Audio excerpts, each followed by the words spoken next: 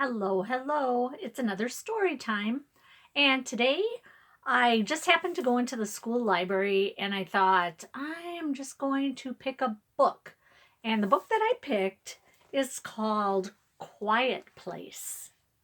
It's kind of shiny on the cover, but it's called Quiet Place um, by Douglas Wood and illustrated by Dan Andreessen.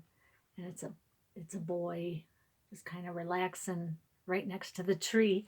And that reminds me of a conversation I had earlier with the preschool teacher, Mrs. Adam. And we were talking about different things to quiet your mind. If you don't, my quiet place is if I'm upset or I'm mad, and everybody gets mad, everybody is sad, gets sad, and that's okay. Um, but it's a place that we want to visit. We don't want to live in a state of anger or a state of sadness. We want to try to get ourselves out of it. I like to go out into the woods. I go out 3 or 4 times a week and take a walk in the woods, and that makes me feel so much better and it really helps with stress. Um, Mrs. Adams showed me a really fun thing that she made for her classroom, and it looks like just a little jar of purple liquid.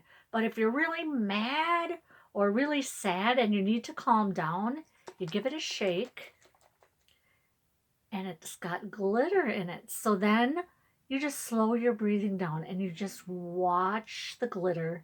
You take a nice deep breath in and let it out. And as you watch the glitter, you just keep breathing and pretty soon the glitter all settles down to the bottom. And it works a lot of the times when you kind of look at this as a visual and can calm yourself down.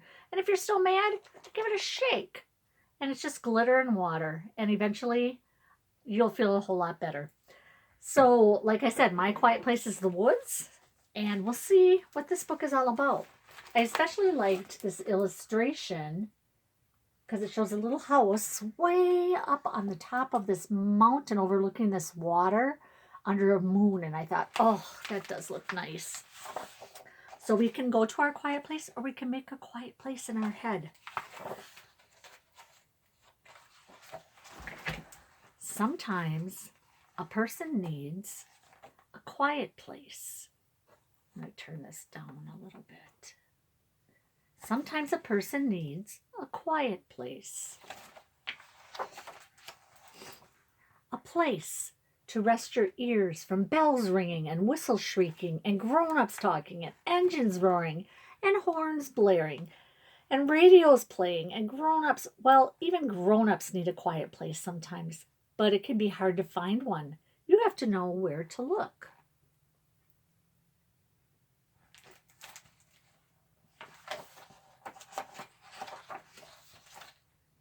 You could look under a bush, a lilac bush in your own backyard. When you crawl underneath it, all the sounds of the world seem soft and far away. And you can be a pirate finding buried treasure on a deserted island. A bush could be your quiet place until someone calls you to come clean your room. Then you could look in the woods. You might find an old stump for a chair or a mossy log for a couch in a green mansion of shadows and sunbeams. It's not really quiet, of course. Blue jays scream warnings and wind sings in the leaves, but it feels quiet. And you can be a timber wolf, the gray ghost of the forest. The woods could be your quiet place. But if the woods are too dark and too deep,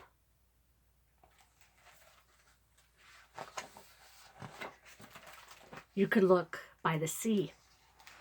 On a beach in the early morning fog, your footprints are the first of the day. The waves are roaring, the gulls are crying, but it doesn't seem noisy, and you can just be an explorer discovering a lost continent.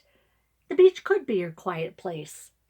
But if the beach is not your cup of tea,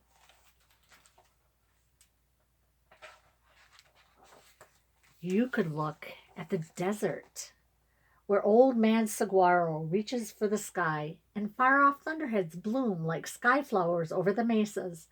A cactus wren drops by for a visit, while a horned toad blinks in the sun. And you can be a Pony Express rider galloping through the Old West. The desert could be your quiet place. But the desert is too dry.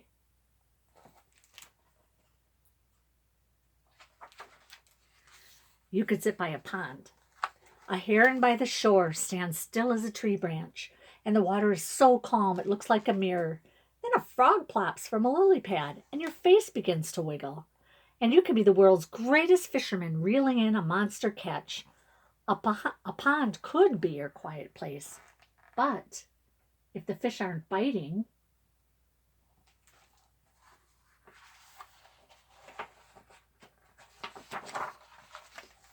you could look at a cavern where every footstep echoes in the slow drip, drip of water, builds new rocks that hang like icicles or stands like sculptures, where days and nights and weeks and years are all the same, and you can be a cave dweller in the lair of the saber-toothed tiger. A cave could be your quiet place, but if a cave is too cold and damp,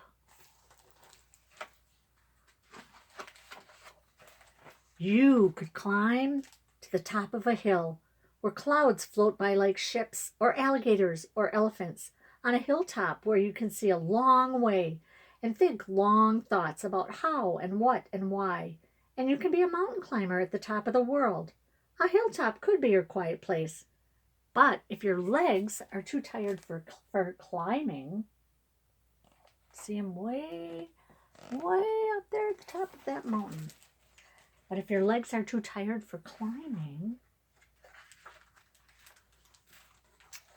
you could wait for a snowy day and lie down in a snowdrift. All around you, the falling snow whispers, shh, and wraps the world in silence. If you listen closely, you can almost hear it breathing. You breathe softly too, pretending to be a polar bear sleeping in a land where the snowy silence never ends.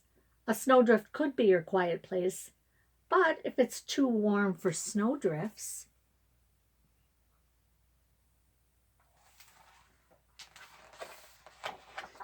you could visit a museum where brass tigers and bronze lions stand silent guard over fabulous treasures.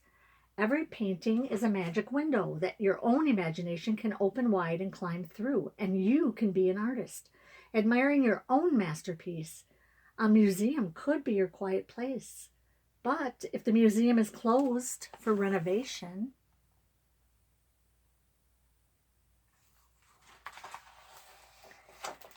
you could go to a secret corner of the library where the only people talking are between the covers of books. They speak so softly you can only hear them in your head as you read about forests and oceans and deserts and caverns and museums and 1,000 other things. A library could be your quiet place, but if the library isn't open yet, you could come home and clean your room and read your own book and think your own thoughts and feel your own feelings and discover the very best quiet place of all, the one that's always there no matter where you go or where you stay. Where do you think that is?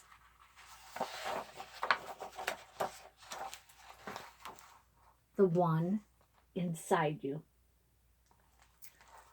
So if you can go to a quiet place and get your thoughts all calmed down and quiet, that's great. But if you're sitting in, let's say, a classroom and you're getting yourself you're a little bit anxious or a little bit mad, you can just do some breathing right where you are and just go inside your head and find that quiet place. I hope this helps. See you next time.